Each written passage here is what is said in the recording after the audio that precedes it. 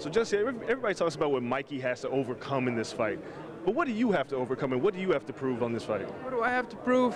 I just have to show everyone what I'm about. I have to show them how technical I can be, how my ring IQ is. You know what I mean? How I can change up and diversify my style to however I see fits best at any time. And I think that's going to be very important in this fight.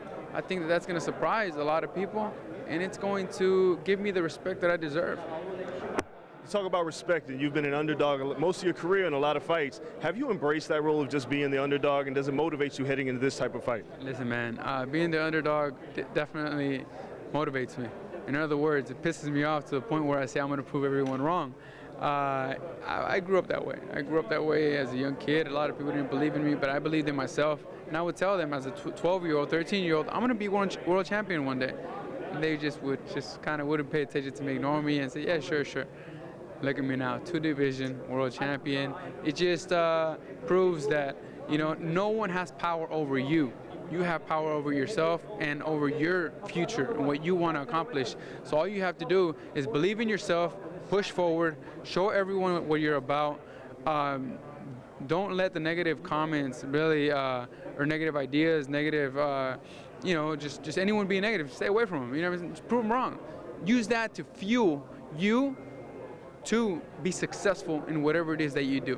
What I do is being a fighter, and I plan to prove everyone wrong and becoming champion, the WBC Diamond champion this Saturday night, and giving a great performance. Not only winning, but winning in a fantastic performance, showing you what I'm about, showing you what I'm capable of, and just surprising the boxing world, because everyone's going to be tuning in this Saturday night. You know, I mean, we're going to have millions of viewers, and that pleases me. From Latin America to the U.S. to the U.K., I just know that all the boxing fans are going to tune in, and they're going to enjoy a great night of boxing, and I'm going to show them what I'm about. Mikey's last fight with Errol Spence, he kind of boxed in that fight.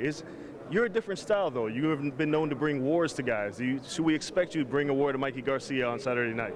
Expect excitement, because that's what I bring each and every fight that I have. I've always brought excitement. I've always wanted to please my fans, but with intelligence. And that's what I plan to do Saturday night as well. You know, I'm a good inside fighter. I'm a great outside fighter.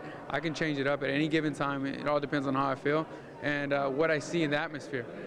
You know, looking back at a Broner fight that I had, you know, I fought Broner, and I dominated the first 6-7 rounds of the fight, and then I heard the fans booing. I was dominating. It was one-sided. I said, you know what? All right, let's give him something different.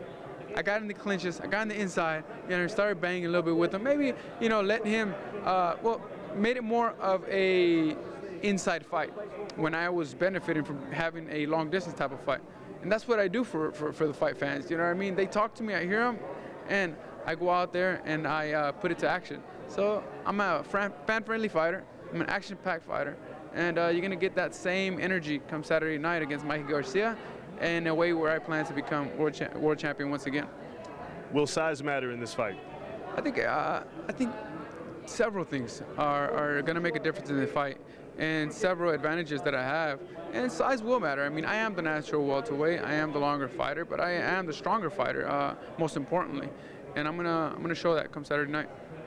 Last question. Should you get the victory, I know you're aiming for another world title. You'll get the WBC Diamond belt.